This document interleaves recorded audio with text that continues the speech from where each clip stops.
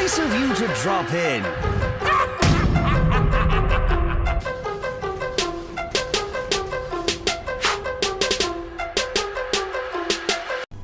Hello people, I'm their comic book gamer, and today I'm going to be reviewing Suicide Squad, new Suicide Squad number 1, which is the, Suicide Squad getting sort of ish rebooted. Not really, they're just, starting it from number 1 and adding some people. So yeah, the new people are Deathstroke and, Joker's daughter. So yeah, I did not read Suicide Squad in the New 52. I was never really too big of a fan of Suicide Squad. I like Deadshot, and Black Manta's pretty cool also, but I never really just got into it. So anyways, yeah, normally, same with Grayson number 1 when I reviewed that. Normally I don't do spoilers in my comic book reviews, but again, this is a setting up issue, so there's nothing really to spoil. So yeah, keep that in mind if you want to go with it knowing very little of this book. But yeah, I'm going to be spoiling this book, but again, there's like nothing really to spoil. So yeah, their mission is, it opens up with Deathstroke telling them, here's our mission. There's this thing that, well, Russia's getting too close, we need to push them back. We don't like what Russia's doing, but we can't really publicly do it, so that's why the Suicide Squad's doing it, so that way the government can just be like, oh, these are just crazy supervillains, we have nothing to do with that, so there's no World War III type thing. And yeah, Deathstroke tells them, here's how it's going down. Black Manta's going to be searching for this thing in this building in Russia. We're searching for this top secret. Manta's searching for this top secret project they're working on. We don't know what it is. It's just some top secret thing. You guys are going to destroy the 26th floor because all the government officials are on there, and it causes a great distraction for Manta.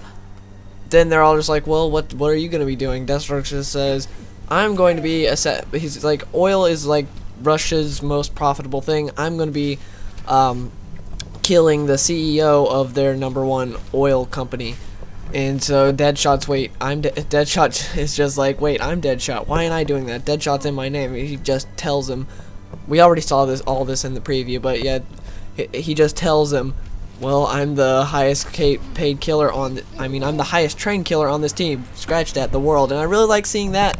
But that is really all the character development we get in this book. I wanted to see more of this. In the beginning, you see Harley Quinn, like, fighting Joker's daughter, wanting to kill her. Like, all this animosity towards her because she has Joker's face, and she's wearing Joker's face. Because, remember, she found it in the river and became obsessed with Joker and proclaimed herself Joker's daughter, even though she's not really. And so Harley Quinn absolutely hates her. I like seeing that. I like seeing how the team was. But then after that, there's no character development. It's just this guy talking to Skinny Amanda Waller, because I hate Skinny Amanda Waller. Part of it, I think, is the reason because she's too young looking to me as Skinny Amanda Waller. I wish if they're going to make her skinny, make her older looking than she is. I'm not talking about, like, with a cane hobbling around, but make her older looking if you're going to have Skinny Amanda Waller. So yeah, this guy's just talking to him. He's the one who put these new guys on the squad. You learn how they get on there. They all have like their personal agendas and stuff. Like they gave Deathstroke more money to be on there and stuff like that. Because Amanda Waller's like, you can't trust them. You can trust Deadshot and Harley Quinn because they have bombs in their necks. They know if they don't cooperate, we're gonna kill them. These guys are freelancers that you've got working for us, and they can do whatever they want.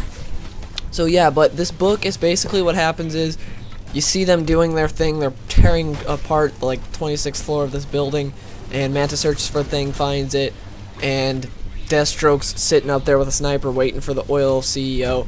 And then you see like this big like Russian star come by, and then an explosion happens where Deathstroke's at. Giant Russian robots come, and that's where it ends. My main problem with this book was it suffered from like too many characters. Like they didn't want to give one character too much over the other, so they decided to give none of them like any character development. That first couple panels where they're where they're talking and fighting, and then Deathstroke comes in and tell them what's happening, and there's like the animosity because basically Deathstroke, it seems, is there to replace Deadshot, and Joker's daughter is there to do the same for Harley Quinn, and that's kind of cool. I like seeing them interact like that, but we had nothing else of that in the book. I wish we would have had more. But no, the whole reason I'm reading this though is because I'm gonna read this book until Deathstroke series comes out, because this is the only thing that Deathstroke's in the New 52. Unless this book picks up and does really good and somehow is able to keep my interest. Other than that, I'm gonna drop it in October when Deathstroke's book comes out. So basically, don't get this book. I would say maybe if in trade it might be better, so that way overall you get to see all the characters and like develop and stuff. But single issue, if you're just reading it issue by issue, it's not as good. Well, that's the way it seems. Who knows? Maybe even all put together, it'll still be pretty bad. But this issue overall, I would give like a 5, because like I said, besides that like one page or two, there was no character development, nothing. It was just like pretty much them tearing up a building. It wasn't even that cool looking either, because you didn't care about who they were going against, just nameless Russians. It's just like, eh. So yeah, it's interesting. We'll see. Hopefully they do something good with it, but overall I'd say don't get this book. Just wait for trade and then see, you know, all the reviews and see if the trade's even worth it. So yeah, that's my thoughts on Suicide Squad. It was a pretty big letdown. I definitely suggest getting Grayson #1 over this. Grayson #1 was surprisingly good. I thought it was going to be opposite. I thought I was going to like this and not Grayson #1. But yeah, turns out being different. So yeah, if you enjoyed this video, please give it a like.